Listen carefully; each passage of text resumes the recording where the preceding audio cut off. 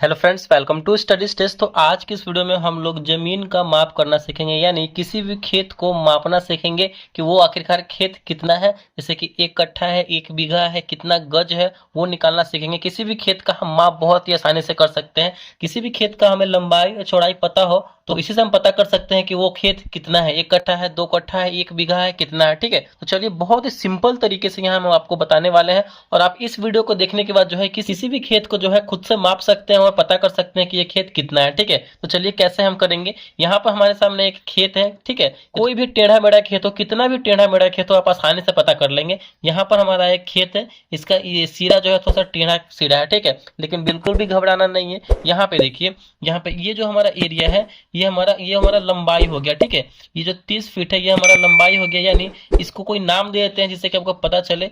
ए से बी तक की दूरी जो है 30 फीट है। ठीक है, ये हमारा लंबाई हो गया, लेंथ हो गया, और इसका भी कोई नाम दे देते हैं। और सी से डी तक की दूरी जो है 70 फीट, ये हमारा लंबाई हो गया। ठीक है, और ये वाला सिरा जो है हमारा ये चौड़ाई हो गया, यानी बी डी हमारा चौड़ाई हो गया।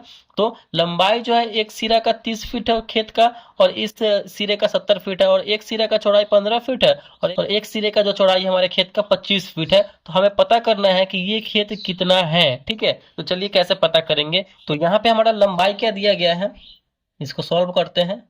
बहुत ही आसान भाषा में यहाँ पे आप लोग सीख जाएंगे।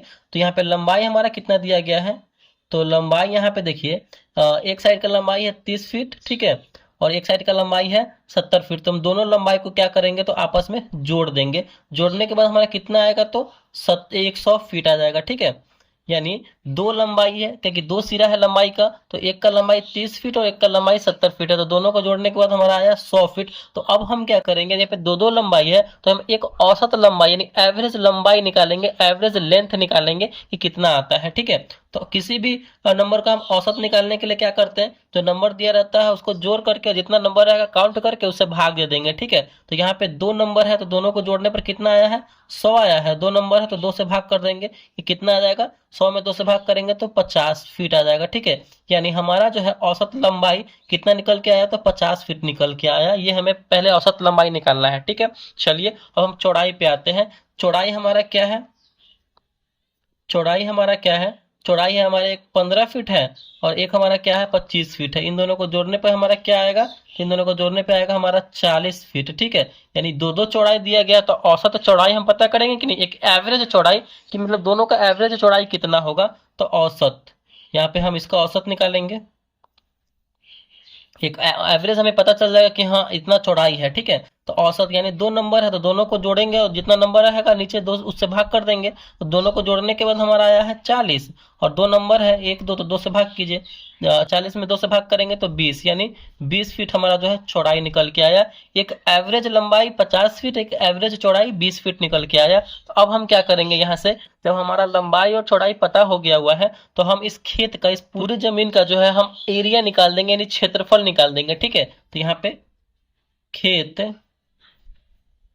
का क्षेत्रफल निकालिए। ठीक है, तो खेत का क्षेत्रफल क्या है, लंबाई चौड़ाई दिया गया तो लंबाई एल गुने बी, यानी लेंथ गुने ब्रीथ।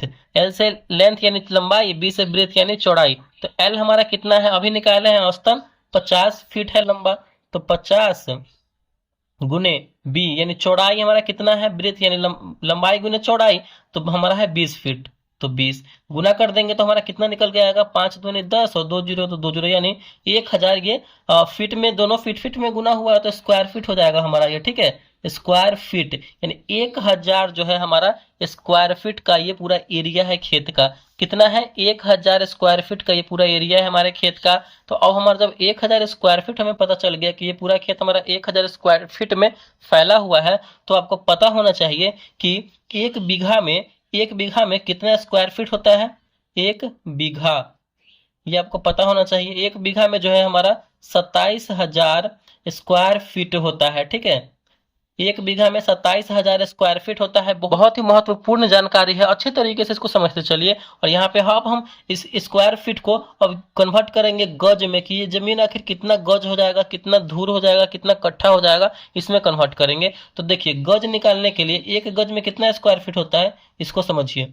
एक गज में जो है हमारा 9 स्क्वायर फीट होता है। ठीक है, 9 स्क्वायर फीट होता है हमारा। कोई भी खेत का अगर हमें एरिया पता है स्क्वायर फीट में, तो हम सिंपल है गज में कन्वर्ट करने के लिए हम उतना में 9 से भाग कर देते हैं, यानी जितना भी स्क्वायर फीट दिया रहेगा ना उसमें हम 9 से भाग कर देंगे। ठीक है, तो यहाँ पे गज निकालने के लिए 1 गज बराबर 9 फीट, यानी गज में निकालने के लिए इस हम स्क्वायर फीट में 1000 में 9 से भाग कर देंगे, तो यहाँ पे हमारा गज निकल के चला आएगा। तो कितना गज होगा, गज इक्वल टू हम करेंगे 1000 बटे में 9। देखिए कोई भी स्क्वायर फीट में आपको गज में अगर कन्वर्ट करना है तो 9 से हमें भाग करना होता है, यही फॉर्मूला होता है, तो आपका वहां पे गज निकल के आ जाएगा। तो यहाँ से इसको हम भाग करेंगे तो कितनी बार में कटेगा ये, 9 एकम 9, यहाँ पे 0 बचा 1 10, 9 एकम 9, फिर यहाँ पे 1 बचा 0 10, तो 9 एकम 9 पॉइंट देंगे दशमलव, यानी 111.111.11 गज हमारा जो है ये पूरे खेत का जो एरिया है कितना है, तो हमारा 111 गज में है ये हमारा खेत। ठीक है, अगर इसी को जो है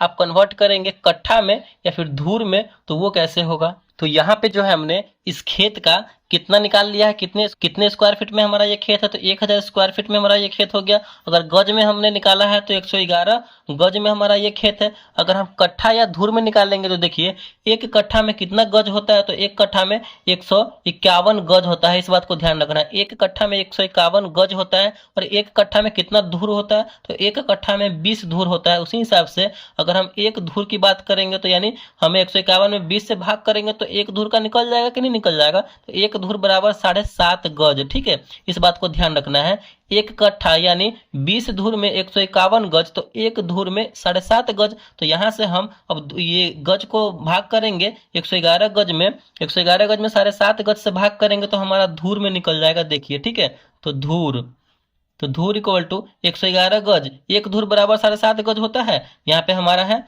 111.11 गज बटे में हम 7.5 गज से भाग करेंगे तो हमारा ये निकल के आएगा 14.81।